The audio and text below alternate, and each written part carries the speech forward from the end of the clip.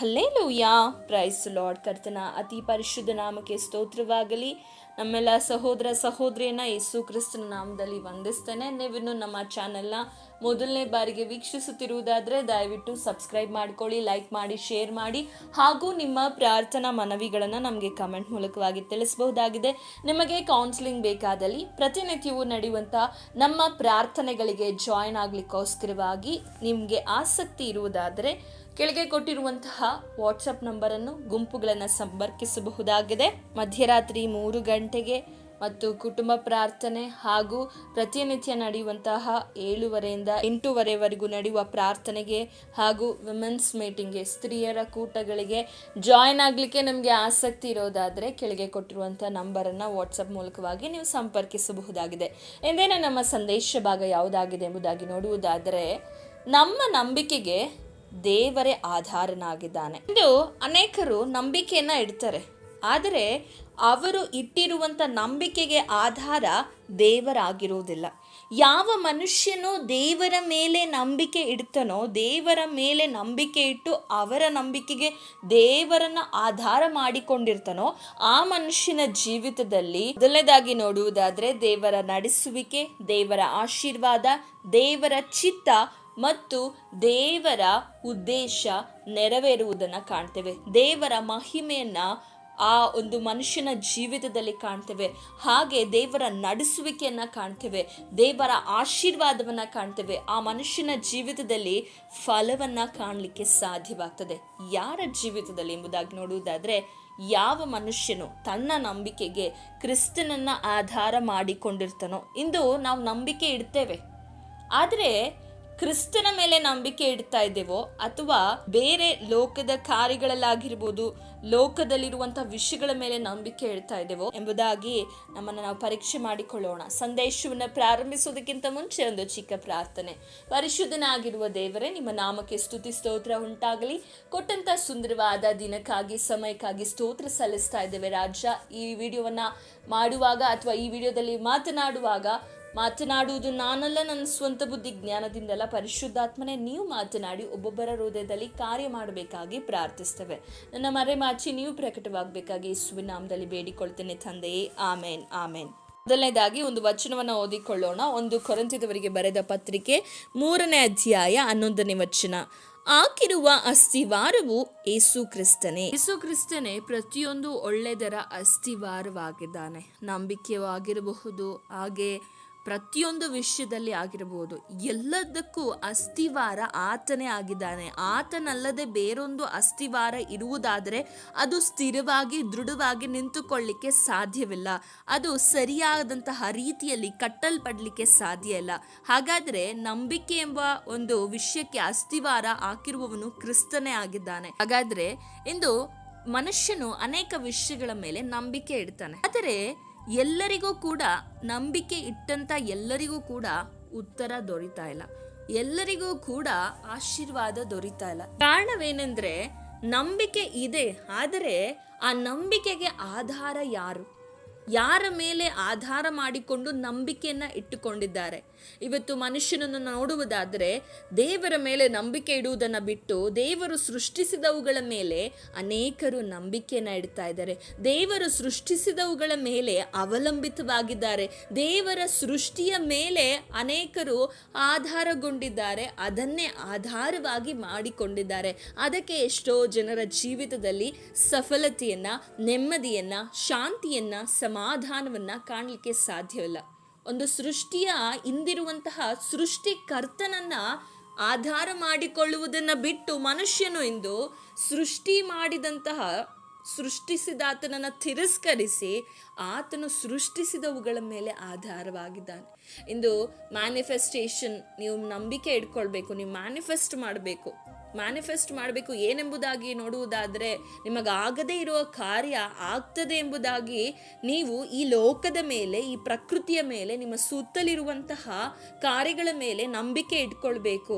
ಹಾಗೆ ಆಗ್ತದೆ ಎಂಬುದಾಗಿ ನೀವು ನಂಬಿಕೆ ಇಟ್ಟುಕೊಳ್ಬೇಕು, ನೀವು ಮ್ಯಾನಿಫೆಸ್ಟ್ ಮಾಡಬೇಕೆಂಬುದಾಗಿ ಇಂದು ಅನೇಕ ಬೋಧನೆಗಳು, ಹಾಗೆ ಅನೇಕ ಕಾರ್ಯಗಳನ್ನು ನಾವು ಲೋಕದಲ್ಲಿ ಕಾಣಬಹುದಾಗಿದೆ. ಆದರೆ ನಾವು ಎಷ್ಟೇ ಮ್ಯಾನಿಫೆಸ್ಟ್ ಮಾಡಿದ್ರು, ನಾವು ಎಷ್ಟೇ ಕಾರ್ಯಗಳನ್ನು ನಂಬಿಕೆ ಇಟ್ಟರು, ಯೇಸು ಕ್ರಿಸ್ತನನ್ನು ಹೊರತಾಗಿ ನೀವು ಯಾವುದರ ಮೇಲೆಯೇ ಕೂಡ ನಂಬಿಕೆ ಇಟ್ಟರು, ನಿಮ್ಮ ಜೀವಿತದಲ್ಲಿ ಆ ನಂಬಿಕೆಗೆ ಖಂಡಿತವಾಗಿಯೂ ನಿಮಗೆ ಉತ್ತರ ಸಿಗೋದಿಲ್ಲ. ಯೇಸು ಕ್ರಿಸ್ತನು ಮಾತ್ರ ನಂಬಿಕೆಗೆ ಆಧಾರನಾಗಿದ್ದಾನೆ. ಆತನೇ ಅದಕ್ಕೆ ಅಸ್ಥಿವಾರವಾಗಿದ್ದಾನೆ.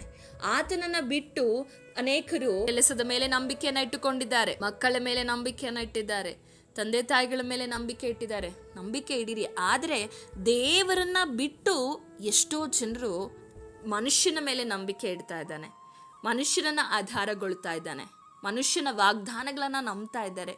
ಅದಕ್ಕೆ ಎಷ್ಟೋ ಜನರು ನಾಶವಾಗಿ ಹೋಗ್ತಾ ಇದ್ದಾರೆ. ಎಸ್ಪೆಷಲಿ ಯವನಸ್ಥರು ಈ ದಿನಗಳಲ್ಲಿ ನೋಡುವುದಾದರೆ ದೇವರ ಮೇಲೆ ನಂಬಿಕೆ ಇಡುವುದನ್ನು ಬಿಟ್ಟು, ವಿಪರ್ಯಾಸ ಏನಂದರೆ ಚಿಕ್ಕ ವಯಸ್ಸಿನಿಂದಲೂ ದೇವರ ವಾಕ್ಯವನ್ನು ಕಲಿತು, ಚಿಕ್ಕ ವಯಸ್ಸಿನಿಂದಲೂ ದೇವರ ವಾಕ್ಯಗಳನ್ನು ಗೊತ್ತಿದ್ದು, ಭಕ್ತಿಯ ಕುಟುಂಬದಲ್ಲಿ, ಪ್ರಾರ್ಥನೆಯ ಕುಟುಂಬದಲ್ಲಿ ಬೆಳೆದಂಥ ಎಷ್ಟೋ ಯವನಸ್ಥರು ಇವತ್ತು ದೇವರನ್ನ ಆಧಾರಗೊಳ್ಳುವುದನ್ನು ಬಿಟ್ಟು, ನಾನು ಪ್ರೀತಿಸಿದ ಹುಡುಗನ ಮೇಲೆ, ಪ್ರೀತಿಸಿದ ಹುಡುಗಿಯ ಮೇಲೆ ನಂಬಿಕೆ ಇಟ್ಟಿದ್ದೇನೆ, ನನಗೆ ಅವರೇ ಇಲ್ಲ, ನನಗೆ ಅವರೇ ಸರ್ವಸ್ವ ಎಂಬುದಾಗಿ ಹೇಳಿಕೊಂಡು ತಮ್ಮ ಜೀವಿತವನ್ನ ನಾಶಪಡಿಸಿಕೊಳ್ತಾ ಇದ್ದಾರೆ. ಎಷ್ಟೋ ಜನರು ಕೆಲಸದ ಮೇಲೆ ನಂಬಿಕೆ ಇಟ್ಟುಕೊಂಡಿದ್ದಾರೆ, ಹಣದ ಮೇಲೆ ನಂಬಿಕೆ ಇಟ್ಟುಕೊಂಡಿದ್ದಾರೆ, ಆಸ್ತಿಯ ಮೇಲೆ ನಂಬಿಕೆ ಇಟ್ಟುಕೊಂಡಿದ್ದಾರೆ, ಪೊಸಿಷನ್, ತನ್ನಾಗಿರುವ ಅಧಿಕಾರದ ಮೇಲೆ ನಂಬಿಕೆಯನ್ನ ಇಟ್ಟುಕೊಂಡು ಅನೇಕರು ಜೀವಿಸ್ತಾ ಇದ್ದಾರೆ. ಸಹೋದರ ಸಹೋದರಿಯರೇ, ಇದೆಲ್ಲ ಒಂದಲ್ಲ ಒಂದು ದಿವಸ ನಮ್ಮನ್ನ ಬಿಟ್ಟು ಹೋಗುವಂಥದ್ದಾಗಿದೆ. ಹಣ ಖಾಲಿಯಾಗಬಹುದು, ಅಧಿಕಾರ ಕಳೆದು ಹೋಗಬಹುದು, ಅಧಿಕಾರ ಇಲ್ಲದಂತಾಗಬಹುದು, ಅಧಿಕಾರದಿಂದ ಕೀಳಲ್ಪಡಬಹುದು, ತೆಗೆಯಲ್ಪಡಬಹುದು, ಹಾಗೆ ಸಂಬಂಧಿಕರು ಬದಲಾಗುವುದು, ಪ್ರೀತಿಸ್ತೇನೆಂಬುದಾಗಿ ಹೇಳುವವರು ಬದಲಾಗ್ತಾರೆ. ಆದರೆ ಎಂದೆಂದಿಗೂ ಬದಲಾಗದೇ ಇರುವ ದೇವರು ಒಬ್ಬನಿದ್ದಾನೆ. ಇಂದು ಅನೇಕರು ಕೆಲಸವನ್ನ ನಂಬಿಕೊಂಡಿದ್ದಾರೆ. ಎಷ್ಟೋ ಜನರು ಕೆಲಸವನ್ನ ನಂಬಿ EMIಗಳು ಹಾಗೆ ಅನೇಕ ಕಾರ್ಯಗಳನ್ನ ಮಾಡಿದ್ದಾರೆ. ಬ್ಯಾಂಗ್ಳೂರಿನಲ್ಲಿ ನೋಡುವುದಾದ್ರೆ ಈ ದಿನಗಳಲ್ಲಿ ಎಷ್ಟೋ ಜನರನ್ನ ಕೆಲಸದಿಂದ ತೆಗೆಯಲ್ಪಡ್ತಾ ಇದ್ದಾರೆ. ಅವರು ನಂಬಿದಂಥ ಕೆಲಸ ಅವರನ್ನ ಕೈ ಬಿಡ್ತಾ ಇದೆ. ಆದರೆ ನಾವು ನಂಬಿದಂಥದ್ದು ನಮ್ಮನ್ನು ಕೈ ಬಿಡಬಹುದು, ನಾವು ನಂಬಿದಂಥ ಯೇಸು ನಮ್ಮನ್ನು ಎಂದಿಗೂ ಕೂಡ ಕೈ ಬಿಡೋದಿಲ್ಲ. ಎಂತಹ ಪರಿಸ್ಥಿತಿಯಲ್ಲೂ, ನೀವು ಎಂತಹ ಕಠಿಣವಾದ ಮಾರ್ಗದಲ್ಲಿ, ಕಠಿಣವಾದ ಹಾದಿಯಲ್ಲಿ ಹೋಗುವಾಗಲೂ ಆತನು ನಿಮ್ಮನ್ನು ಎಂದಿಗೂ ಕೈ ಬಿಡುವುದಿಲ್ಲ. ಒಮ್ಮೆ ಭಕ್ತನು ಈ ರೀತಿಯಾಗಿ ತಾನು ನಡೆದು ಬಂದಂಥ ಹಾದಿಯನ್ನು ನೆನಪಿಸಿಕೊಳ್ಳುವಾಗ ಅವನು ಯೇಸು ಕ್ರಿಸ್ತನು ಹೇಗೆ ಅವನನ್ನು ನಡೆಸಿದನು ಎಂಬುದಾಗಿ ಒಂದು ಚಿತ್ರೀಕರಣವನ್ನು, ನಡೆದು ಬಂದ ಹಾದಿಯನ್ನು ನೋಡುವಾಗ ಅವನು ಒಂದು ಸರಿಯಾದ ಮಾರ್ಗದಲ್ಲಿ ಹೋಗುವಾಗ 2 ಹೆಜ್ಜೆಗಳು ಕಾಣಲ್ಪಡ್ತದೆ. ಇನ್ನೊಂದು ಸ್ವಲ್ಪ ದೂರ ಹೋಗುವಾಗ ಅಲ್ಲಿ ತುಂಬ ಮುಳ್ಳು, ತುಂಬ ಅಪಾಯ, ಹಾಗೂ ಅಲ್ಲಿ ಅವನಿಗೆ ನಡಿಲಿಕ್ಕೆ ಆಗದೇ ಇರುವಂತಹ ಹಾದಿ ಅದಾಗಿತ್ತು. ಆ ಹಾದಿಯಲ್ಲಿ ಮಾತ್ರ ಒಂದೇ ಹೆಜ್ಜೆ ಕಾಣ್ತಾ ಇದೆ.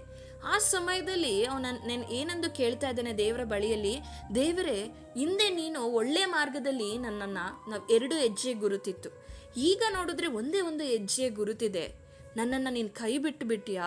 ಇದರಲ್ಲಿ ಈ ಹಾದಿಯಲ್ಲಿ ನಾನು ಒಬ್ಬನೇ ನಡೀಲಿಕ್ಕೆ ನೀನು ನನ್ನನ್ನು ಬಿಟ್ಟು ಬಿಟ್ಟಿಯಾ ಎಂಬುದಾಗಿ ಅವನು ಭಕ್ತನು ದೇವರನ್ನ ಕೇಳುವಾಗ ದೇವರು ಹೇಳಿದಂಥದ್ದು ಏನಂದರೆ, ಆ ಹಾದಿಯಲ್ಲಿ ನಾನು ನಿನ್ನನ್ನು ಸರಿಯಾದ ದಾರಿಯಲ್ಲಿ ನಡೆಯುವಾಗ ನಾನು ನಿನ್ನನ್ನು ಕೈ ಹಿಡಿದು ನಡೆಸಿದೆ, ಆದರೆ ಮುಳ್ಳಿನ ಹಾದಿ, ಬೆಂಕಿಯ ಹಾದಿ, ಜಲ ಪ್ರವಾಹದಂತ ಇರುವಂತಹ ಕಷ್ಟದ ಹಾದಿಗಳು ನಿನ್ನ ಜೀವಿತದಲ್ಲಿ ಬರುವಾಗ, ನಿನಗೆ ನಡೀಲಿಕ್ಕೆ ಸಾಧ್ಯವಾಗದೇ ಇರುವಾಗ ನಾನೇ ನನ್ನ ತೋಳಿನಲ್ಲಿ ನಿನ್ನನ್ನು ಒತ್ತುಕೊಂಡು ನನ್ನ ಹೆಜ್ಜೆಯ ಗುರುತು ಅದಾಗಿದೆ ಎಂಬುದಾಗಿ ಭಕ್ತನಿಗೆ ದೇವರು ತೋರಿಸಿಕೊಡುವವನಾಗಿದ್ದಾನೆ. ಹಾಗಾದರೆ ನಮ್ಮ ನಂಬಿಕೆಗೆ ಆಧಾರನು ಕ್ರಿಸ್ತನಾಗಿರುವಾಗ ಎಂತಹ ಕಠಿಣ ಪರಿಸ್ಥಿತಿಗಳೇ ಬಂದರೂ ಮನುಷ್ಯನು ಕೈ ಬಿಡಬಹುದೇ ಹೊರತು ದೇವರು ನಮ್ಮನ್ನು ಕೈ ಬಿಡುವುದಿಲ್ಲ. ನಮಗೆ ಎಲ್ಲ ಇರುವಾಗ ಎಲ್ಲ ಮನುಷ್ಯರು ಬರ್ತಾರೆ, ಪ್ರೀತಿ ಮಾಡ್ತಾರೆ, ಅಕ್ಕರೆ ತೋರಿಸ್ತಾರೆ, ಅವರ ಮಾತುಗಳು ಎಷ್ಟು ಸವಿಯಾಗಿರ್ತದೆ. ಅದೇ ನಿಮಗೊಂದು ಸ್ವಲ್ಪ ಕಷ್ಟ ಬರಲಿ, ನಿಮ್ಮ ಕುಟುಂಬದಲ್ಲಿ ಸ್ವಲ್ಪ ವೇದನೆಗಳುಂಟಾಗಲಿ, ನಿಮ್ಮ ಆರ್ಥಿಕ ಪರಿಸ್ಥಿತಿಗಳು ಸ್ವಲ್ಪ ಬದಲಾಗುವಾಗ ಮನುಷ್ಯನ ಪ್ರೀತಿ, ಮನುಷ್ಯನ ನಡವಳಿಕೆ, ಮನುಷ್ಯನ ಮಾತುಗಳು ಎಲ್ಲವೂ ಬದಲಾಗ್ತದೆ. ಆದರೆ ನೀವು ಎಂತಹ ಒಂದು ಪರಿಸ್ಥಿತಿಯಲ್ಲಿ ಇದ್ದರೂ ಕೂಡ, ಈವನ್ ನೀವು ದೇವರಿಂದ ದೂರ ಹೋಗಿ ದೇವರಿಗೆ ಅನೇಕ ವಿಧವಾದಂತಹ ಮೋಸ ಮಾಡಿ ಪಾಪದ ಕೃತ್ಯಗಳಲ್ಲಿ ಜೀವಿಸುವುದಾದರೂ ಕೂಡ, ದೇವರನ್ನ ಮನಪೂರ್ವಕವಾಗಿ ನೀವು ಕರೆಯುವುದಾದರೆ ದೇವರು ನನ್ನನ್ನು ಇದರಿಂದ ಬಿಡಿಸ್ಲಿಕ್ಕೆ ಶಕ್ತನಾಗಿದ್ದಾನೆಂದು ಪರಿಪೂರ್ಣವಾದ ಒಂದು ಚಿಕ್ಕ ನಂಬಿಕೆ ದೇವರ ಮೇಲೆ ನೀವು ಇಟ್ಟುಕೊಳ್ಳುವುದಾದರೆ, ಆತನು 99 ಕುರಿಗಳನ್ನು ಬಿಟ್ಟು ಒಂದು ಕುರಿಗಾಗಿ ಹುಡುಕಿ ಬಂದ ಹಾಗೆ ನಿಮ್ಮನ್ನು ಹುಡುಕಿ ಬಂದು ಸಂತೈಸಿ ನಿಮ್ಮನ್ನು ಶುದ್ಧಿಪಡಿಸುವಂಥ ದೇವರಾಗಿದ್ದಾನೆ. ಆ ದೇವರನ್ನ ನಾವು ಆಧಾರ ಮಾಡಿಕೊಳ್ಳೋಣ, ಆ ದೇವರ ಮೇಲೆ ನಾವು ನಂಬಿಕೆ ಇಡೋಣ. ನಮ್ಮ ನಂಬಿಕೆಗೆ ಕ್ರಿಸ್ತನೇ ಆಧಾರನು, ನಮ್ಮ ನಂಬಿಕೆಗೆ ಕ್ರಿಸ್ತನಲ್ಲದೆ ಬೇರೆ ಯಾವುದಾದ್ರೂ ಆಧಾರವಾಗಿರುವುದಾದರೆ ಅದನ್ನು ಈ ದಿನದಲ್ಲಿ ಕಿತ್ತಾಕಲ್ಪಡೋಣ, ಅದನ್ನು ಈ ದಿನದಲ್ಲಿ ಕೆಡವಲ್ಪಡೋಣ. ಯಾಕೆಂದರೆ ದೇವರಲ್ಲದೆ ನಾವು ಯಾವುದನ್ನೇ ಕೂಡ ಆಧಾರ ಮಾಡಿಕೊಂಡರೂ ಅದು ನಮಗೆ ಹಾನಿ ಉಂಟು ಮಾಡುವಂಥದ್ದೇ ಆಗಿದೆ, ಹಾಗೂ ದೇವರಿಗೆ ಇಷ್ಟವಿಲ್ಲದ ಕಾರ್ಯ ಅದಾಗಿದೆ. ದೇವರನ್ನು ಹೊರತಾಗಿ ನಾವು ಯಾವುದನ್ನು ಕೂಡ ನಮ್ಮ ಜೀವಿತದಲ್ಲಿ ಆಧಾರವಾಗಿ ಅದರ ಮೇಲೆ ನಂಬಿಕೆಯನ್ನು ಇಟ್ಟುಕೊಂಡು ಅದರಲ್ಲಿಯೇ ನಾವು ಪರಿಪೂರ್ಣವಾದಂತಹ ನಂಬಿಕೆ ಬಲವನ್ನು ಇಟ್ಟುಕೊಂಡು ಜೀವಿಸುವುದು ದೇವರಿಗೆ ಇಷ್ಟವಿಲ್ಲದ ಕಾರ್ಯವಾಗಿದೆ. ಸತ್ಯವೇದದಲ್ಲಿ ಅನೇಕ ಭಕ್ತರನ್ನ ಕಾಣ್ತೇವೆ, ಅವರ ನಂಬಿಕೆಗೆ ಆಧಾರವು ಕ್ರಿಸ್ತನೇ ಆಗಿದ್ದನು. ನೋಡಿ, ನಾವು ಅನೇಕರನ್ನ ಭಕ್ತರನ್ನ ಕಾಣಲ್ಪಡ್ತೇವೆ. ಅನೇಕರಿಗೆ ಅಧಿಕಾರ ಇತ್ತು, ಹಣ ಇತ್ತು, ಆಸ್ತಿ ಇತ್ತು, ಎಲ್ಲವೂ ಇತ್ತು. ಆದರೆ ಅವರ ನಂಬಿಕೆ ಹಣದ ಮೇಲಾಗಲಿ, ಅಧಿಕಾರದ ಮೇಲಾಗಲಿ, ಆಸ್ತಿಯ ಮೇಲಾಗಲಿ, ಸೌಂದರ್ಯದ ಮೇಲಾಗಲಿ, ಪರಾಕ್ರಮದ ಮೇಲಾಗಲಿ ಇಟ್ಟುಕೊಳ್ಳದೆ ದೇವರ ಮೇಲೆ ಇಟ್ಟುಕೊಂಡ್ರು. ಯಾಕೆಂದರೆ ಅವರಿಗೆ ಗೊತ್ತಿತ್ತು ಇವೆಲ್ಲವೂ ನಾಶವಾಗುವಂಥ ಕಾರ್ಯಗಳಾಗಿದೆ, ಇವೆಲ್ಲವೂ ಗತಿಸಿ ಹೋಗುವಂಥ ಕಾರ್ಯಗಳಾಗಿದೆ. ಗತಿಸಿ ಹೋಗದೆ ಯುಗ ಯುಗದಲ್ಲೂ ಜೀವಿಸುವಂಥ ಒಬ್ಬ ದೇವರಿದ್ದಾನೆ, ಆತನೇ ಕರ್ತನಾಗಿರುವ ಯೇಸು ಕ್ರಿಸ್ತನಾಗಿದ್ದಾನೆ. ಇಬ್ರಿಯರಿಗೆ ಬರೆದ ಪತ್ರಿಕೆ 13ನೇ ಅಧ್ಯಾಯ 8ನೇ ವಚನ ಹೀಗೆ ಹೇಳ್ತದೆ, ಯೇಸು ಕ್ರಿಸ್ತನು ನಿನ್ನೆ ಇದ್ದ ಹಾಗೆ ಈ ಹೊತ್ತು ಇದ್ದಾನೆ, ನಿರಂತರವೂ ಹಾಗೆ ಇರುವನು ಎಂಬುದಾಗಿ ವಾಕ್ಯ ಹೇಳ್ತದೆ.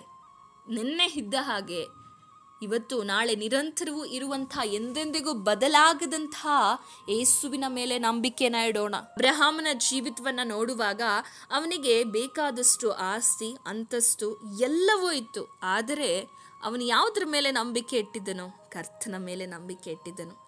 ಅವನಿಗೆ ತನ್ನ ಜೀವಿತದಲ್ಲಿ ನೆರವೇರೋದಕ್ಕೆ ಅವನಿಗೆ ಮಾಡಲ್ಪಟ್ಟಂತಹ ಅಥವಾ ಅವನಿಗೆ ಕೊಡಲ್ಪಟ್ಟಂಥ ವಾಗ್ದಾನವು ನೆರವೇರಲು ಮಾರ್ಗ ಇಲ್ಲದೆ ಇರುವಾಗಲೂ ಕೂಡ ಕರ್ತನನ್ನೇ ಸಂಪೂರ್ಣವಾಗಿ ನಂಬಿದನು. ಬೇರೆ ಯಾವುದನ್ನು ಕೂಡ ಅವನು ನಂಬಲಿಲ್ಲ. ನೋಡೋಣ, ರೋಮಾಪುರದವರಿಗೆ ಬರೆದ ಪತ್ರಿಕೆ 4ನೇ ಅಧ್ಯಾಯ 18-19 ವಚನ ಓದಿಕೊಳ್ಳುವುದಾದರೆ, ನಿನ್ನ ಸಂತಾನವು ನಕ್ಷತ್ರಗಳಷ್ಟಾಗುವುದು ಎಂಬುದಾಗಿ ತನಗೆ ಹೇಳಲ್ಪಟ್ಟ ಮಾತು ನೆರವೇರುವುದಕ್ಕೆ ಮಾರ್ಗ ತೋರದೆ ಇರುವುದರಿಂದ ಅಬ್ರಹಾಮನು ತಾನು ಅನೇಕ ಜನಾಂಗಗಳಿಗೆ ಮೂಲ ಪಿತೃನಾಗುವೆನೆಂಬ ನಿರೀಕ್ಷೆಗೆ ಆಸ್ಪದವಿಲ್ಲದೆ ಇರುವಾಗಲೂ ನಿರೀಕ್ಷಿಸಿ ನಂಬಿದನು. ನಿರೀಕ್ಷಿಸಿ ಯಾರನ್ನ ನಂಬ್ತಾ ಇದ್ದಾನೆ? ತನಗಿರುವ ಆಸ್ತಿಯನ್ನ, ತನಗಿರುವಂಥ ಆಳು ಕಾಳುಗಳನ್ನ, ತನಗಿರುವಂತಹ ಸಂಪತ್ತನ್ನ ಅವನು ನಂಬಿಕೆ ಇಡ್ತಾ ಇಲ್ಲ. ನಂಬಿಕೆ ಇಡ್ತಾ ಇರುವಂಥದ್ದು ದೇವರ ಮೇಲಾಗಿದೆ. ದೇವರ ಮೇಲೆ ನಂಬಿಕೆ ಇಡ್ತಾ ಇದ್ದಾನೆ. ತನಗೆ ಹೇಳಲ್ಪಟ್ಟ ಮಾತು ನೆರವೇರಲಿಕ್ಕೆ ಆಸ್ಪದ ಇಲ್ಲದೆ ಇದ್ರು, ದಾರಿ ತೋರದೇ ಇದ್ರು, ನಿರೀಕ್ಷಿಸಿ ದೇವರನ್ನೇ ನಂಬ್ತಾ ಇದ್ದಾನೆ. ಅವನ ಹೆಚ್ಚು ಕಡಿಮೆ 100 ವರ್ಷದವನಾಗಿದ್ದು ತನ್ನ ದೇಹವು ಆಗಲೇ ಮೃತಪ್ರಾಯವಾಯಿತೆಂದು, ಸಾರಳಿಗೆ ಗರ್ಭಕಾಲ ಕಳೆದು ಹೋಯಿತೆಂದು ಯೋಚಿಸಿದಾಗ್ಯೂ ಅವನ ನಂಬಿಕೆ ಕುಂದಲಿಲ್ಲ. ದೇವರು ಮಾಡಿದ ವಾಗ್ದಾನದ ವಿಷಯದಲ್ಲಿ ಅವನು ಅಪನಂಬಿಕೆಯಿಂದ ಚಂಚಲ ಚಿತ್ತವಾಗಲಿಲ್ಲ. ನೋಡಿ, ಅಬ್ರಹಾಮನಲ್ಲಿ ಎಂಥ ನಂಬಿಕೆ!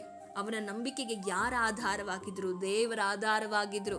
ಅದಕ್ಕೆ ಅವನು ಯಾವುದರ ಮೇಲೂ ನಂಬಿಕೆಯನ್ನು ಇಟ್ಟುಕೊಳ್ಳಲಿಲ್ಲ. ನನ್ನ ಜೀವಿತದಲ್ಲಿ ತಿಳಿದುಕೊಂಡಿದ್ದನು, ನಾನು ಆಸ್ತಿಯ ಮೇಲೆ ನಂಬಿಕೆಯನ್ನು ಇಟ್ಟರೆ ಅದು ಕಳೆದು ಹೋಗ್ತದೆ, ನಾನು ಹೆಂಡತಿಯ ಮೇಲೆ ನಂಬಿಕೆ ಇಟ್ಟರೆ ಅವಳು ಬಲಹೀನಳಾಗ್ತಾಳೆ, ನಾನು ಬೇರೆದ್ರ ಮೇಲೆ ನಂಬಿಕೆ ಇಟ್ಟರೆ ಅದು ನಾಶವಾಗುವಂಥದ್ದಾಗಿದೆ. ಆದರೆ ನನ್ನ ಕರ್ತನ ಮೇಲೆ ನಾನು ನಂಬಿಕೆ ಇಡುವುದಾದರೆ ಮಾರ್ಗ ಇಲ್ಲದೇ ಇದ್ರು, ಆಸ್ಪದ ಇಲ್ಲದೇ ಇದ್ರು, ಗರ್ಭಕಾಲ ಕಳೆದು ಹೋದ್ರು, ಮೃತಪ್ರಾಯ ಆಗಿದಾಗಲೂ, ವಾಗ್ದಾನ ಮಾಡಿದ್ದಕ್ಕೆ ನೆರವೇರಲಿಕ್ಕೆ ಯಾವುದೇ ಮಾರ್ಗ ತೋರದೇ ಇದ್ರೂ ಕೂಡ ದೇವರು ಮಾಡಿದಂಥ ವಾಗ್ದಾನದ ವಿಷಯದಲ್ಲಿ ದೇವರ ಮೇಲೆ ಅವನ ಅಪನಂಬಿಕೆ ತೋರಲಿಲ್ಲ. ಹಾಗೆ ಎರಡು ಮನಸ್ಸುಳ್ಳವನಾಗಲಿಲ್ಲ, ಚಂಚಲನಾಗಲಿಲ್ಲ. ಇವತ್ತು ನಮ್ಮಲ್ಲಿ ಉಂಟಾಗುವಂಥ ಕಾರ್ಯವೇ ಚಂಚಲತೆ. ದೇವರು ಮಾಡ್ತಾರೋ ಇಲ್ವೋ, ದೇವರಿಂದ ಆಗ್ತದೋ ಇಲ್ವೋ, ನಾನು ಇನ್ನೊಂದು ಕಡೆಯಲ್ಲಿ ನಂಬಿಕೆ ಇಟ್ಟುಕೊಳ್ಳೋಣ, ಇನ್ನೊಂದು ಕಡೆಯಲ್ಲಿ ಎಲ್ಲಾದರೂ ಒಂದು ಕದವನ್ನು, ಡೋರನ್ನು ನಾನು ಓಪನ್ ಮಾಡಿಟ್ಟುಕೊಳ್ಳೋಣ. ಈ ರೀತಿಯಾದ ಚಂಚಲ ಚಿತ್ತ ಇರುವುದಕ್ಕೆ ನಿಮ್ಮ ಜೀವಿತದಲ್ಲಿ ನೀವು ಆಶೀರ್ವಾದವನ್ನು, ನಿಮ್ಮ ಜೀವಿತದಲ್ಲಿ ದೇವರ ನಡೆಸುವಿಕೆಯನ್ನು ನೀವು ಕಾಣಲಿಕ್ಕೆ ಸಾಧ್ಯ ಆಗ್ತಾ ಇಲ್ಲ. ನಾವು ನಂಬಿಕೆಯನ್ನು ಇಡಬೇಕು ದೇವರ ಮೇಲೆ. ಯಾವುದರ ಮೇಲೂ ನಂಬಿಕೆ ಇಟ್ಟು ನನ್ನ ಜೀವಿತದಲ್ಲಿ ಸಫಲತೆಯನ್ನು, ನೆಮ್ಮದಿಯನ್ನು ಕಾಣ್ತೇನೆಂಬುದಾಗಿ ತಿಳಿದುಕೊಂಡಿರುವುದಾದರೆ ಅದು ನಿಮ್ಮ ತಪ್ಪಾದ ಕಲ್ಪನೆ ಆಗಿದೆ. ಕ್ರಿಸ್ತನೇ ಎಲ್ಲದಕ್ಕೂ ಅಸ್ಥಿವಾರವು ಆಧಾರವಾಗಿದ್ದಾನೆ. ಆ ಕ್ರಿಸ್ತನನ್ನು ಬಿಟ್ಟು ನೀವು ಬೇರೆದ್ರ ಮೇಲೆ ನಂಬಿಕೆ ಇಟ್ಟುಕೊಂಡ್ರೆ ಇವತ್ತು ಅನೇಕ ಜನರಿಗೆ ಮಾಟ ಮಂತ್ರಗಳ ಮೇಲೆ, ತಂತ್ರಗಳ ಮೇಲೆ, ಪೂಜೆಗಳ ಮೇಲೆ ಹಾಗೂ ಬಲಿಗಳ ಮೇಲೆ ಇರುವಂತಹ ನಂಬಿಕೆ ದೇವರ ಮೇಲಿಲ್ಲ. ಆದ್ದರಿಂದಲೇ ಎಷ್ಟೋ ಸಮಸ್ಯೆಗಳಿಗೆ, ಎಷ್ಟೋ ನಾಶನದ ಮಾರ್ಗಗಳಿಗೆ ನಿಮ್ಮ ಜೀವಿತದಲ್ಲಿ ನೀವೇ ಅವಕಾಶಗಳನ್ನು ಮಾಡಿಕೊಡುವವರಾಗಿದ್ದೀರಾ. ಕ್ರಿಸ್ತನನ್ನು ನಂಬಿರಿ.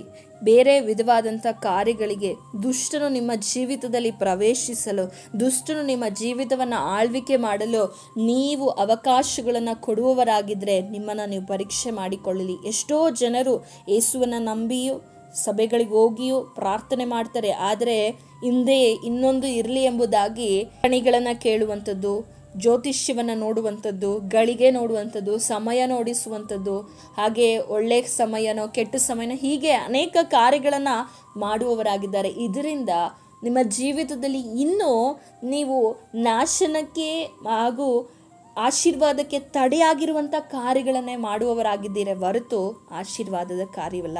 ಇವುಗಳನ್ನು ಬಿಟ್ಟು ಕ್ರಿಸ್ತನ ಮೇಲೆ ಸಂಪೂರ್ಣವಾಗಿ, ಅಬ್ರಹಾಮನು ಹೇಗೆ ತನ್ನ ಜೀವಿತದಲ್ಲಿ ಮಾರ್ಗ ಇಲ್ಲದೇ ಇದ್ದರೂ ಕ್ರಿಸ್ತನನ್ನೇ ತನ್ನ ನಂಬಿಕೆಗೆ ಆಧಾರವಾಗಿ ಇಟ್ಟುಕೊಂಡಿದ್ದೆನೋ, ಹಾಗೆ ನಾವು ಕೂಡ ಯೇಸುವನ್ನೇ ನಂಬೋಣ. ನಮ್ಮ ನಂಬಿಕೆಗೆ ಆಧಾರನು ಯೇಸುವಾಗಿರುವಾಗ ಆತನ ಎಂದಿಗೂ ಕೂಡ ನಮ್ಮನ್ನು ಮೋಸಪಡಿಸುವುದಿಲ್ಲ, ನಮ್ಮನ್ನು ಕಣ್ಣೀರಾಕಿಸುವುದಿಲ್ಲ, ಅಥವಾ ನಮ್ಮನ್ನು ವಂಚಿಸೋದಿಲ್ಲ. ನಾವು ಕಣ್ಣೀರು ಹಾಕಿದ್ರೂ ಕೂಡ ಅದು ನಮ್ಮ ಒಳ್ಳೆಯದಕ್ಕಾಗೇ ಆಗಿರ್ತದೆ. ಹಾಗೆ ನಮ್ಮ ಜೀವಿತದಲ್ಲಿ ಆಶೀರ್ವಾದವನ್ನೇ ತರುವಂಥದ್ದಾಗಿರ್ತದೆ ಹೊರತು ನಮ್ಮ ನಾಶನವನ್ನು ತರುವಂಥದ್ದಲ್ಲ. ಹಾಗಾಗಿ ನೋಡುವುದಾದರೆ ಅನೇಕ ಭಕ್ತರನ್ನು ನಾವು ಕಾಣ್ತೇವೆ. ನಂಬಿಕೆಯನ್ನು ನಾವು ಯಾವುದ್ರ ಮೇಲೆ ಇಟ್ಕೊಳ್ಬೇಕನ್ನುವಂಥದ್ದು, ನಂಬಿಕೆ ಇಡ್ತೇವೆ, ಆದರೆ ಯಾವುದ್ರ ಮೇಲೆ ಇಟ್ಟಿದ್ದೇವೆ? ಕೆಲವರು ಅವರ ಮೇಲೆ ಅವರು ಹೆಚ್ಚಾದ ನಂಬಿಕೆ ಇಟ್ಕೊಳ್ತಾರೆ. ಲೋಕವಾಡಿಕೆಯಲ್ಲಿ ಹೇಳುವ ಪ್ರಕಾರ believe in yourself, you can do anything ಅಂತ ಲೋಕವಾಡಿಕೆಯಲ್ಲಿ ಹೇಳುವುದನ್ನು ನೋಡ್ತೇವೆ. ಲೋಕವು ಆ ರೀತಿಯಾಗಿ ಹೇಳ್ತದೆ, ಆದರೆ ದೇವರ ವಾಕ್ಯ ಏನೆಂಬುದಾಗಿ ಹೇಳ್ತದೆ ಅಂದರೆ, ಕರ್ತನಾದ ಯೇಸುವಿನ ಮೇಲೆ ಪೂರ್ಣವಾದ ನಂಬಿಕೆ ಭರವಸೆನ ಇಡು. ನಿನ್ನ ಸ್ವಬುದ್ಧಿಯನ್ನು ಆಧಾರ ಮಾಡಿಕೊಳ್ಳದೆ, ನಿನ್ನ ಸ್ವಂತ ಬುದ್ಧಿಯನ್ನು, ನಿನ್ನ ಸ್ವಂತ ಜ್ಞಾನವನ್ನು ನಿನ್ನ ಮೇಲೆ ನೀನು ಆಧಾರ ಮಾಡಿಕೊಳ್ಳದೆ, ಕರ್ತನಾದ ಯೇಸುವಿನ ಮೇಲೆ ಸಂಪೂರ್ಣವಾದ ನಂಬಿಕೆ ಭರವಸೆಯನ್ನು ನೀನು ಇಡಬೇಕೆಂಬುದಾಗಿ ವಾಕ್ಯವು ನಮಗೆ ಬೋಧಿಸುವಂಥದ್ದಾಗಿದೆ. ಸತ್ಯವೇದದಲ್ಲಿ ನೋಡುವುದಾದರೆ, ನಾವು ಅರಸರುಗಳ ಪುಸ್ತಕದಲ್ಲಿ ಎಲಿಯನು ನೋಡುವಾಗ ದೇವರ ಮೇಲೆ ನಂಬಿಕೆ ಇಟ್ಟನು. ಹಾಗೆ ಬಾಳನ ಮೇಲೆಯೂ ಕೂಡ ನಂಬಿಕೆ ಇಟ್ಟಂಥ ಇನ್ನೊಂದು ಗುಂಪಿನ ಜನರಿದ್ದರು. ಅರಸನಾದಂತಹ ಅಹಾಬನು ಯಹೂದ್ಯನಾಗಿದ್ದನು.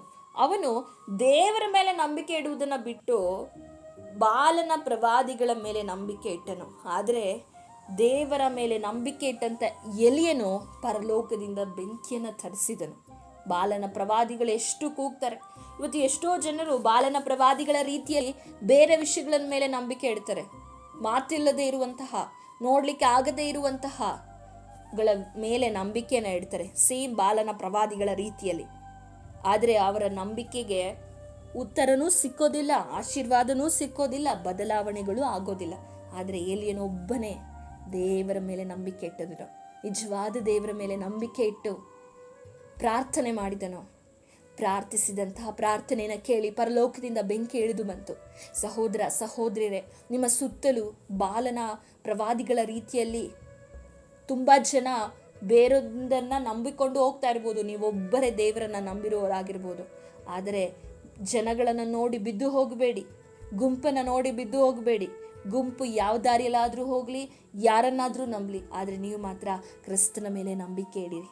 ಒಬ್ಬ ಎಲಿಯನು ನಂಬಿದನು, ಪರಲೋಕದಿಂದ ಬೆಂಕಿಯನ್ನು ಇಳಿದು ಬರುವ ಹಾಗೆ ತನ್ನ ನಂಬಿಕೆಯ ಜೀವಿತದ ಮೂಲಕ ಅವನು ಕಂಡುಕೊಂಡನು. ಹಾಗೆ ನಾವು ಕೂಡ ಒಬ್ಬ ಎಲಿಯನ ಹಾಗೆ ನಮ್ಮ ಸುತ್ತಲಿರುವವರ ಮಧ್ಯದಲ್ಲಿ ವ್ಯತ್ಯಸ್ತವಾಗಿ ಕ್ರಿಸ್ತನನ್ನೇ ನಾವು ನಂಬಿಕೊಳ್ಳೋಣ. ಕ್ರಿಸ್ತನೇ ನಮ್ಮ ನಂಬಿಕೆಗೆ ಆಧಾರನಾಗಿದ್ದಾನೆ. ಇಂದು ಎಷ್ಟೋ ಜನರು ಹಾಗೆ ಎಷ್ಟು ಪ್ರಯಾಸಗಳನ್ನು ಮಾಡ್ತಾರೆ. ಬಾಲನ ಪ್ರವಾದಿಗಳು ಯಜ್ಞದ ಮೇಲೆ ಬೆಂಕಿಯನ್ನು ತರಿಸಲು ಎಷ್ಟು ಕೂಗುತ್ತಾರೆ, ಅನೇಕ ಕಾರ್ಯಗಳನ್ನು ಮಾಡ್ತಾರೆ, ಆದರೆ ಅವರಿಗೆ ಉತ್ತರನೇ ಸಿಕ್ಕೋದಿಲ್ಲ. ಉತ್ತರ ಸಿಗಲಿಕ್ಕೆ ಸಾಧ್ಯನೂ ಇಲ್ಲ. ಯಾಕೆಂದರೆ ಅದರಿಂದ ಏನು ಮಾಡಲು ಸಾಧ್ಯವಿಲ್ಲ. ಯಾಕೆಂದರೆ ನಿಜವಾದ ದೇವರು ಸಕಲವನ್ನ ಸೃಷ್ಟಿಸಿ ಸಕಲದಕ್ಕೂ ಆಧಾರವೂ ಅಸ್ತಿವಾರವಾಗಿರುವಂಥ ದೇವರಿಂದ ಮಾತ್ರವೇ ಎಲ್ಲವನ್ನು ಮಾಡಲಿಕ್ಕೆ ಸಾಧ್ಯವಾಗುವಂಥದ್ದಾಗಿದೆ. ಬಾಲನ ಪ್ರವಾದಿಗಳಾಗೆ ಇವತ್ತು ಅನೇಕರು ಎಷ್ಟೋ ಕಡೆಯಲ್ಲಿ ಹೋಗಿ ಹಣ ಖರ್ಚು ಮಾಡ್ತಾ ಇದ್ದಾರೆ. ಅನೇಕ ಕಡೆಯಲ್ಲಿ ಹೋಗಿ ತಮ್ಮ ಪರಿಶ್ರಮವನ್ನು, ತಮ್ಮ ಹಣವನ್ನು, ತಮ್ಮ ಸಮಯವನ್ನು ಎಲ್ಲವನ್ನ ಕೊಡ್ತಾ ಇದ್ದಾರೆ. ಆದರೆ ಉತ್ತರ ಸಿಗ್ತಾ ಇಲ್ಲ. ಜೀವನ ಬದಲಾಗ್ತಾ ಇಲ್ಲ, ಕಷ್ಟಗಳು ತೀರ್ತಾ ಇಲ್ಲ, ಕಣ್ಣೀರುಗಳು ಬದಲಾಗ್ತಾ ಇಲ್ಲ, ನಿರೀಕ್ಷೆ ಹುಟ್ಟುತ್ತಾ ಇಲ್ಲ, ಸಮಾಧಾನ ಇಲ್ಲ. ಬರೀ ವೇದನೆ, ಬರೀ ಡಿಪ್ರೆಷನ್ ತುಂಬಿದಂತಹ, ಮಾನಸಿಕವಾಗಿ ಮನಸ್ಸು ಕುಗ್ಗಿ ಹೋದಂತಹ, ಮನಸ್ಸು ಜಜ್ಜಲ್ಪಟ್ಟಂಥ ಪರಿಸ್ಥಿತಿಯಲ್ಲಿದ್ದಾರೆ. ಆದರೆ ಯೇಸುವನ್ನು ನಂಬಿದಂತಹ ಜನರ ಜೀವಿತದಲ್ಲಿ ಒಂದು ಬದಲಾವಣೆ ಇರ್ತದೆ, ಒಂದು ವ್ಯತ್ಯಸ್ತವಾಗಿರ್ತಾರೆ. ಯಾಕೆಂದರೆ ಕ್ರಿಸ್ತನು ಯಾವಾಗಲೂ ನಮ್ಮ ಜೀವಿತವನ್ನು, ನಮ್ಮ ನಂಬಿಕೆಯನ್ನು ಹುಸಿ ಮಾಡೋದಿಲ್ಲ. ನಮ್ಮನ್ನು ನಂಬಿಕೆ ಹುಟ್ಟಿಸುವವನು, ಪೂರೈಸುವವನು ಆತನಾಗಿದ್ದಾನೆ. ನಾವು ಅಪನಂಬಿಗಸ್ತರಾಗಿದ್ದರೂ ಆತನು ನಂಬಿಗಸ್ತನಾಗಿ ಎಲ್ಲ ಕಾರ್ಯವನ್ನು ಮಾಡಲು ಶಕ್ತನಾಗಿದ್ದಾನೆ. ಆತನ ಚಿತ್ತಾನುಸಾರವಾಗಿ ನಮ್ಮ ಜೀವಿತದಲ್ಲಿ ಎಲ್ಲವನ್ನ ಮಾಡುವ ಆತನಾಗಿದ್ದಾನೆ. ಯಾವ ಮನುಷ್ಯನು ಕ್ರಿಸ್ತನನ್ನು ಆಧಾರ ಮಾಡಿಕೊಂಡಿರ್ತಾನೋ ಆ ಮನುಷ್ಯನ ಜೀವಿತದಲ್ಲಿ ದೇವರ ಚಿತ್ತ ನೆರವೇರುವಂಥದ್ದಾಗಿದೆ. ದೇವರ ಚಿತ್ತ ನಿಮ್ಮ ಜೀವಿತದಲ್ಲಿ ನೆರವೇರಬೇಕು ಅಂದರೆ ಸಹೋದರ ಸಹೋದರಿಯರೇ, ಯೇಸುವಿನ ಮೇಲೆ ನಂಬಿಕೆ ಇಡಿರಿ. ಯೇಸುವಿನ ಮೇಲೆ ಪರಿಪೂರ್ಣವಾಗಿ, ಅದಕ್ಕೆ ಸ್ವಾಮಿ ಹೇಳ್ತಾರೆ, ಸಾಸಿವೆ ಕಾಳಷ್ಟಾದರೂ ನಿಮಗೆ ನಂಬಿಕೆ ಇರಬೇಕು. ಸಾಸಿವೆ ಕಾಳನ್ನು ಯಾಕೆ ಯೇಸು ಸ್ವಾಮಿ ಉದಾಹರಣೆಯಾಗಿ ಕೊಟ್ಟಿದ್ದಾರೆ ಎಂಬುದಾಗಿ ನೋಡುವುದಾದರೆ, ಸಾಸಿವೆ ಕಾಳಲ್ಲಿ ಎಲ್ಲೂ ಕೂಡ ಒಂದು ಚುಕ್ಕೆ ಆಗಲಿ ಅಥವಾ ಒಂದು ಯಾವುದೇ ರೀತಿಯಾದ ಹೋಲಾಗಲಿ ಇಲ್ಲ, ಫುಲ್ಲಾಗಿದೆ. ತುಂಬಲ್ಪಟ್ಟಂತಹ ಒಂದು ರೀತಿಯಲ್ಲಿ ಚಿಕ್ಕದಾಗಿದ್ರೂ ಕೂಡ ಎಲ್ಲೂ ಕೂಡ ಓಪನ್ ಆಗಿರುವಂಥದ್ದಾಗಲಿ ಹೋಲಾಗಿರುವಂಥದ್ದಾಗಿ ಇಲ್ಲ.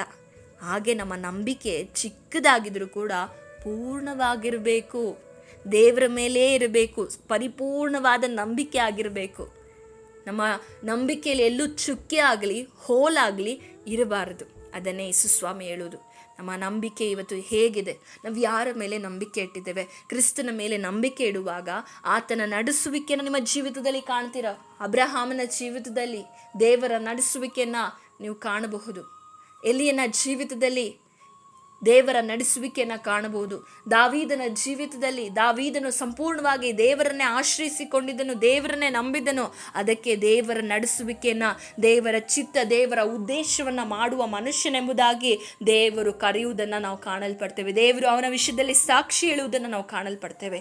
ಹಾಗಾದರೆ ಸಹೋದರ ಸಹೋದರಿಯರೇ, ದೇವರ ಮೇಲೆ ನಾವು ನಂಬಿಕೆ ಇಡುವಾಗ, ನಮ್ಮ ನಂಬಿಕೆಗೆ ಕ್ರಿಸ್ತನು ಆಧಾರವಾಗುವಾಗ ಅಥವಾ ನಾವು ಕ್ರಿಸ್ತನನ್ನು ಆಧಾರ ಮಾಡಿಕೊಳ್ಳುವಾಗ ಆತನೇ ನಮ್ಮ ಸಂಪೂರ್ಣ ಜವಾಬ್ದಾರಿನ ತೆಗೆದುಕೊಳ್ಳುವ ಆತನಾಗಿದ್ದಾನೆ. ನಮ್ಮ ನಂಬಿಕೆಯನ್ನು ಎಂದಿಗೂ ಕೂಡ ಆತನು ನಮ್ಮನ್ನು ಕೈ ಬಿಡೋದಿಲ್ಲ, ನಮ್ಮನ್ನು ನಾಶನದ ಹಾದಿಗೆ ಆತನು ನಡೆಸುವನಲ್ಲ. ಯಾಕೆಂದರೆ ನಮಗಾಗಿ ಆ ಕಲ್ವಾರಿ ಶಿಲುಬೆಯಲ್ಲಿ ತನ್ನ ಪ್ರಾಣವನ್ನು ಕೊಟ್ಟು, ಕೊನೆ ಹನಿಯ ರಕ್ತವನ್ನು ನಮಗಾಗಿ ಕೊಟ್ಟು ನಮ್ಮನ್ನು ಪ್ರೀತಿಸಿದ್ದಾನೆ. ನಾವು ಆತನ ಮೇಲೆ ನಂಬಿಕೆ ಇಡುವಾಗ, ಪ್ರಾಣವನ್ನೇ ಕೊಟ್ಟ ದೇವರು ಎಂದಾದರೂ ನಮ್ಮ ನಂಬಿಕೆಯನ್ನು ಹುಸಿ ಮಾಡ್ತಾರ? ನಮ್ಮ ನಂಬಿಕೆಯನ್ನು ಎಂದಿಗೂ ಆತನು ಮೋಸಪಡಿಸುವುದಿಲ್ಲ, ಎಂದಿಗೂ ಆತನು ಕೈ ಬಿಡುವುದಿಲ್ಲ. ಆತನನ್ನು ನಂಬಿರಿ.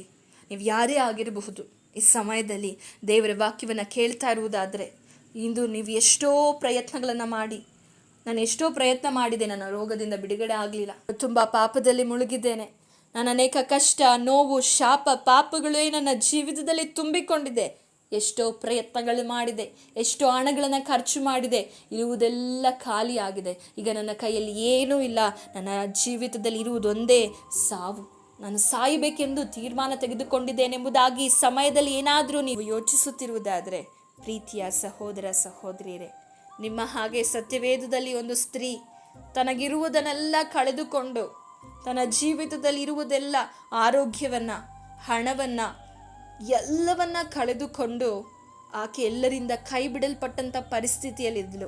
ಆಕೆ 12 ವರ್ಷದಿಂದ ರಕ್ತ ಕುಸುಮ ರೋಗಿ ಆಗಿದ್ದಳು. ಆಕೆ ಯೇಸುವನ್ನು ನಂಬಿದಳು. ಯೇಸುವಿನನ್ನು ನಂಬಿ ಆತನನ್ನು ಹುಡುಕಿಕೊಂಡು ಬಂದು ಆತನ ಬಟ್ಟೆಯೊಂದು ತುಂಡನ್ನು ಮುಟ್ಟಿದಾಗ ಆಕೆ ಬಿಡುಗಡೆ ಹೊಂದಿದಳು, ಆಕೆ ಸೌಖ್ಯ ಹೊಂದಿದಳು. ಎಷ್ಟೋ ಹಣಗಳನ್ನು ಖರ್ಚು ಮಾಡಿ ತನ್ನಲ್ಲಿರುವಂಥ ಎಲ್ಲವನ್ನ ಕಳೆದುಕೊಂಡು ನಿರಾಶೆಯಾಗಿದ್ದಂಥ ಆಕೆ ಯೇಸುವಿನ ಮೇಲೆ ನಂಬಿಕೆ ಇಟ್ಟಳು. ಯೇಸುವನ ನಂಬಿಕೆ ಇಟ್ಟು ಯೇಸುವನ ಹುಡುಕಿಕೊಂಡು ಬಂದಳು. ಆಕೆಯ ನಂಬಿಕೆಗೆ ಆಧಾರನು ಯೇಸು ಆಗಿದ್ದನು. ಯೇಸುವನ್ನು ಆಕೆಯ ನಂಬಿಕೆ ಆಧಾರನಾಗಿ ಮಾಡಿಕೊಂಡ ಕಾರಣ ಆಕೆ ಬಿಡುಗಡೆ ಹೊಂದಿದಳು, ಸೌಖ್ಯ ಹೊಂದಿದಳು. ಆಕೆ ತನ್ನ ಜೀವಿತದಲ್ಲಿ ಸಂತೋಷವನ್ನು ತಿರುಗಿ ತನ್ನ ಜೀವಿತದಲ್ಲಿ ಸಂತೋಷವನ್ನು ಕಂಡುಕೊಂಡಳು. ಹಾಗಾದರೆ ನಿಮ್ಮ ಜೀವಿತದಲ್ಲೂ ಇದೇ ರೀತಿಯಾದ ಪರಿಸ್ಥಿತಿಯಲ್ಲಿ ಹಾದು ಹೋಗ್ತಾ ಇರುವುದಾದರೆ ಯೇಸುವನ್ನು ನಂಬಿರಿ. ಆಕೆ ಸೌಖ್ಯ ಹೊಂದಿದ ರೀತಿಯಲ್ಲಿ ನೀವು ಸೌಖ್ಯ ಹೊಂದಿ ನಿಮ್ಮ ಜೀವಿತದಲ್ಲಿ ಸಂತೋಷವನ್ನ, ಸಮಾಧಾನವನ್ನ, ನೆಮ್ಮದಿಯನ್ನ ಕಾಣಲಿಕ್ಕೆ ಸಾಧ್ಯವಾಗ್ತದೆ. ಪ್ರೀತಿಯ ಸಹೋದರ ಸಹೋದರಿಯರೇ, ಪ್ರಾರ್ಥನೆ ಮಾಡಿದರೆ ಸಾಲದು, ವಾಕ್ಯ ಓದಿದ್ರೆ ಸಾಲದು, ಸಭೆಗೆ ಹೋಗಿದ್ರೆ ಸಾಲದು. ನಿಮ್ಮ ನಂಬಿಕೆಯನ್ನ ಯಾರ ಮೇಲೆ ಇಟ್ಟಿದ್ದೀರಾ ಎಂಬುವಂಥದ್ದು ಕೂಡ ಬಹಳ ಬಹಳ ಇಂಪಾರ್ಟೆಂಟ್ ಆಗಿದೆ. ಕೆಲವರು ದೇವರ ಮೇಲೆ ನಂಬಿಕೆ ಇಡುವುದನ್ನು ಬಿಟ್ಟು ಬೇರೆ ಕಾರ್ಯಗಳ ಮೇಲೆ ನಂಬಿಕೆ ಇಡ್ತಾರೆ. ಆಗ ಅವರ ಜೀವಿತದಲ್ಲಿ ಅನೇಕ ನಷ್ಟಗಳನ್ನು ಅನುಭವಿಸ್ತಾರೆ. ನಮ್ಮನ್ನು ನಾವು ಪರೀಕ್ಷೆ ಮಾಡಿಕೊಳ್ಳೋಣ. ಕ್ರಿಸ್ತನ ಮೇಲೆ ನಾವು ನಂಬಿಕೆ ಇಡೋಣ. ಯಾವುದರಾದ್ರೂ ಮೇಲೆ, ಬೇರೆದ್ರ ಮೇಲೆ ನಾವು ನಂಬಿಕೆ ಇಟ್ಟಿರುವುದಾದರೆ ಅದನ್ನು ತೆಗೆದು ಹಾಕೋಣ. ಅದರಿಂದ ಯಾವ ಕಾರ್ಯಗಳನ್ನು ಕೂಡ ಮಾಡಲಿಕ್ಕೆ ಸಾಧ್ಯ ಇಲ್ಲ. ದೇವರಿಂದ ಮಾತ್ರವೇ ಎಲ್ಲ ಕಾರ್ಯವನ್ನು ಮಾಡಲಿಕ್ಕೆ ಸಾಧ್ಯವಾಗಿರುವಂಥದ್ದಾಗಿದೆ. ನಮ್ಮ ಕೈಲಿ ಆಗೋದಿಲ್ಲ ಅಥವಾ ನೆರವೇರೋದಿಲ್ಲ ಅನ್ನೋ ಸಂದರ್ಭದಲ್ಲಿಯೂ ಕೂಡ, ಮಾರ್ಗ ಇಲ್ಲದೇ ಇರುವಂಥ ಸಂದರ್ಭದಲ್ಲಿಯೂ ಕೂಡ ಕ್ರಿಸ್ತನನ್ನೇ ಆಧಾರ ಮಾಡಿಕೊಳ್ಳೋಣ, ಕ್ರಿಸ್ತನನ್ನೇ ನಂಬೋಣ. ಆತನು ಎಲ್ಲವನ್ನ ಮಾಡಲು, ಮಾರ್ಗ ಮಾಡಲು ಶಕ್ತನಾಗಿದ್ದಾನೆ. ದೇವರ ವಾಕ್ಯದ ಮೂಲಕ ನಿಮ್ಮೆಲ್ಲರನ್ನ ಆಶೀರ್ವದಿಸಲಿ. ಪ್ರಾರ್ಥಿಸೋಣ. ಪರಿಶುದ್ಧನಾಗಿರುವ ದೇವರೇ, ಕೊಟ್ಟ ವಾಕ್ಯಕ್ಕಾಗಿ ಸ್ತೋತ್ರ. ನಮ್ಮನ್ನು ಬಲಪಡಿಸಿದ್ದೀರಾ ದೇವರೇ. ನಾವು ನಿಮ್ಮನ್ನೇ ನಂಬಬೇಕು. ನಿಮ್ಮನ್ನು ಹೊರತಾಗಿ ಬೇರೆ ಯಾವ ವಿಷಯದ ಮೇಲೂ ಕೂಡ ಆಧಾರ ಮಾಡಿಕೊಳ್ಳದೆ ನಿಮ್ಮನ್ನೇ ಪರಿಪೂರ್ಣವಾಗಿ ನಂಬಿಕೊಂಡು ನಿಮ್ಮನ್ನೇ ಆಶ್ರಯಿಸಿಕೊಳ್ಳುವಂಥ ಹೃದಯವನ್ನು ನಮ್ಮೆಲ್ಲರಿಗೂ ಅನುಗ್ರಹಿಸಬೇಕಾಗಿ, ಹಾಗೂ ಯಾರೆಲ್ಲ ಬೇರೆ ವಿಷಯಗಳ ಮೇಲೆ ನಂಬಿಕೆ ಇಟ್ಟು ಸೋತು ಹೋಗಿದ್ದಾರೋ ಈ ಸಮಯದಲ್ಲಿ ನಿಮ್ಮ ಮೇಲೆ ನಂಬಿಕೆ ಇಡುವಂಥ ಹೃದಯವನ್ನು ಅನುಗ್ರಹಿಸಬೇಕಾಗಿ ಕೇಳ್ತೇವೆ. ಎಲ್ಲ ನಿಮ್ಮ ಕರದಲ್ಲಿ ಒಪ್ಪಿಸಿಕೊಡ್ತೇವೆ. ಕಷ್ಟ, ಕಣ್ಣೀರು, ವೇದನೆಯಲ್ಲಿರೋರಿಗೆ ಬಿಡುಗಡೆ ಅನುಗ್ರಹಿಸು. ನಿನ್ನ ನಂಬಿಕೆ, ನೀನೇ ನಂಬಿಕೆಗೆ ಆಧಾರನು ಎಂಬುದಾಗಿ ಅವರ ಜೀವಿತದಲ್ಲಿ ತಿಳಿದುಕೊಂಡು ನಿನ್ನನ್ನೇ ಆಶ್ರಯಿಸಿಕೊಳ್ಳುವಂತೆ ಸಹಾಯ ಮಾಡಬೇಕಾಗಿ ಯೇಸುವಿನ ನಾಮದಲ್ಲಿ ಬೇಡಿ ಹೊಂದಿಕೊಳ್ಳುತ್ತೇವೆ ತಂದೆ. ಆಮೇನ್, ಆಮೇನ್. ದೇವರು ನಿಮ್ಮನ್ನು ಆಶೀರ್ವದಿಸಲಿ. Thanks for watching. God bless you.